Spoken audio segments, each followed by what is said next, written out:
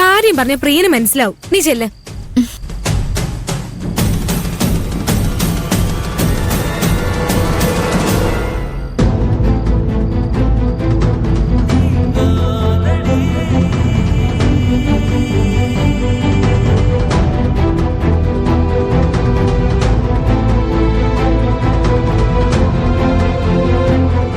പ്രിയൻ,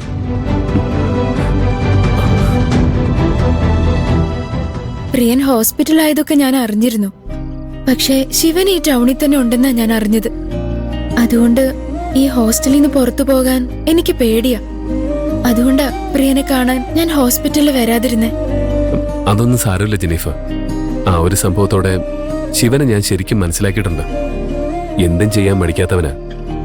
Jennifer അവന്റെ കണ്ണിപ്പെടാതെ നോക്കുക തന്നെയാ വേണ്ടത്. അല്ല പാറു, ഞാൻ അവളോട് പറഞ്ഞു. പക്ഷെ അവൾക്ക് നല്ല കാലുവേദന ഉണ്ടത്രേ, നടക്കാൻ പറ്റുന്നില്ലെന്ന്. കാലുവേദന? അവള് കൊടുത്തയച്ച വേദനയ്ക്കുള്ള തൈലം എന്റെ വീട്ടിലിരിപ്പുണ്ട്. ഞാൻ പോയി എടുത്തോണ്ട് വരാം. വേണ്ട പ്രിയൻ, അത്രയ്ക്കൊന്നുമില്ല. ഈ സമയത്ത് പ്രിയൻ അവളെ കാണാൻ ഇവിടെ വന്നെങ്കിൽ അതിന് തക്കതായ കാരണം ഉണ്ടാവുമെന്ന് എനിക്കറിയാം.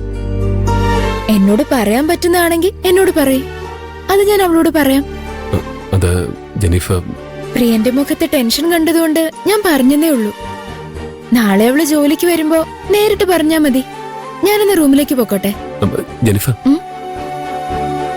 പാറു ഇപ്പോ എന്നോട് പഴയതുപോലെ അല്ല. അവൾക്കിപ്പോ എന്നോട് സംസാരിക്കുന്നത് പോലും ഇഷ്ടമല്ല. പാറു എന്റെ അമ്മയും തമ്മില് അത്ര രസത്തിലായിരുന്നില്ല എന്ന് ജെനീഫറിനും അറിയാലോ. പക്ഷെ കൈലാഷ് സാർ അവളെയും കൂട്ടി എന്റെ വീട്ടിൽ വന്ന അമ്മയോട് സംസാരിച്ചതോടെ അമ്മയ്ക്ക് അവളോടുള്ള തെറ്റിദ്ധാരണകളൊക്കെ മാറി. അവൾ എന്റെ വീട്ടിൽ നിന്ന് ഹാപ്പി ആയിട്ടാ തിരിച്ചു പോയത്. പക്ഷെ പിന്നെ എന്താ സംഭവിച്ചെന്ന് എനിക്കറിയില്ല. നേരിട്ട് സംസാരിക്കാൻ ചെന്നാ അവൾ ഒഴിഞ്ഞു മാറും. ഫോണിൽ സംസാരിക്കാന്ന് വെച്ചാ അവള് ഫോൺ എടുക്കുന്നില്ല.